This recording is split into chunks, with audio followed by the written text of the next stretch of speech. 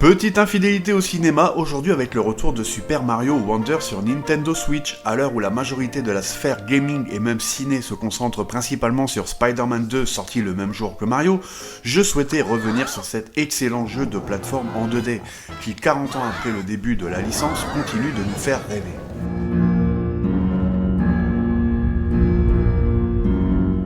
Après un Super Mario Bros. U Deluxe sorti sur Wii U puis Nintendo Switch qui était fort sympathique mais qui ne révolutionnait en rien le genre, voire même pouvait même faire pâle figure comparé à d'autres jeux de 2D sortis à l'époque, exemple Rayman, Nintendo semblait donc avoir essoré la saga dans tous les sens, n'étant plus capable de se réinventer et se concentrant exclusivement sur les jeux en 3D.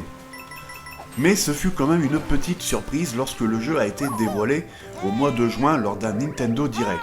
Coloré et chatoyant dans son visuel et ses couleurs, Mario faisait peau neuve dans un monde toujours en 2D mais beaucoup plus vivant qu'auparavant. Par la suite, les premières previews et différents tests des médias et des influenceurs à la fin de l'été étant dithyrambiques, une petite hype s'installèrent lentement mais sûrement dans mon cœur de trentenaire aux souvenirs d'enfants remplis de ces petits jeux parfaitement inoffensifs mais terriblement fun.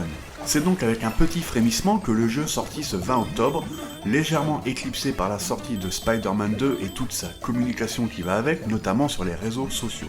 Et en effet, le jeu est un petit bijou, le genre de jeu où tu n'as pas besoin de faire des longues sessions de plusieurs heures pour avancer et prendre du plaisir. Le genre de jeu où tout est simple à comprendre, où le plaisir est immédiat que vous ayez 10, 30 ou 50 ans.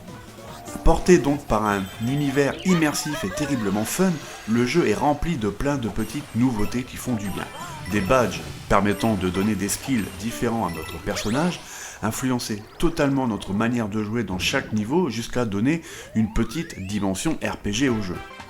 Vous avez aussi les fleurs, disséminées ici et là dans chaque niveau qui nous parleront, nous encourageront, voire même se moqueront de nous. Ou encore, je peux même vous parler du fameux power-up éléphant, toujours sympa à utiliser, quoique pas toujours très utile. Bref, tout plein de petits gadgets et de nouveautés qui parfois seront très utiles pendant toute l'aventure, parfois sera juste utile le temps d'un niveau.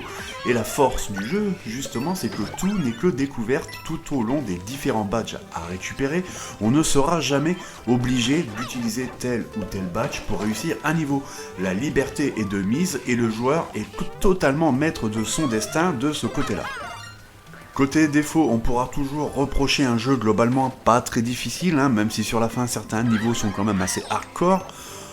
Mais plus généralement, on a quand même une difficulté faite pour s'adapter aux petits comme aux grands.